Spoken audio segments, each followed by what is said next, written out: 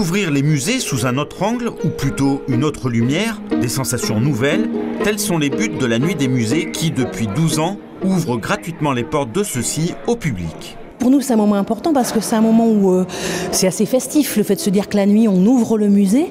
Donc un lieu où normalement, on s'arrête, tout semble s'arrêter à 18h. Là, on ouvre les portes jusqu'à minuit. Et puis on a un rapport un peu privilégié parce que le temps s'arrête un peu. Et puis on va animer l'espace, prendre le temps de discuter aussi avec les gens. Et d'un seul coup, ce lieu qui est un lieu public devient vraiment public.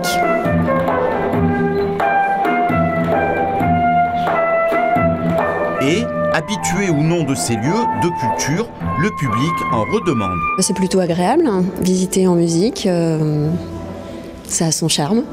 Ça permet à des gens qui ne viennent pas au musée habituellement de venir.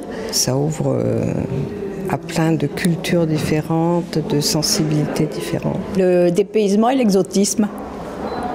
Et là, je le trouve. En plus, ce soir, c'est en musique.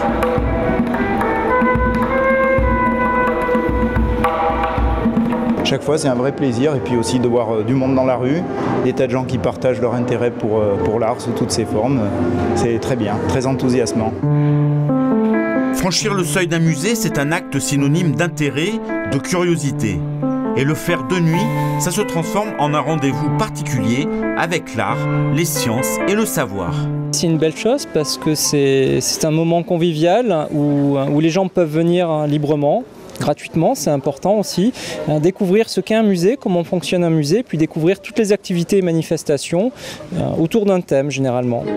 Les musées clermontois ont dévoilé leurs plus beaux chefs-d'œuvre, leurs plus belles toiles, leurs sculptures, les tissus dont les couleurs et la complexité font rejaillir le savoir-faire de l'homme.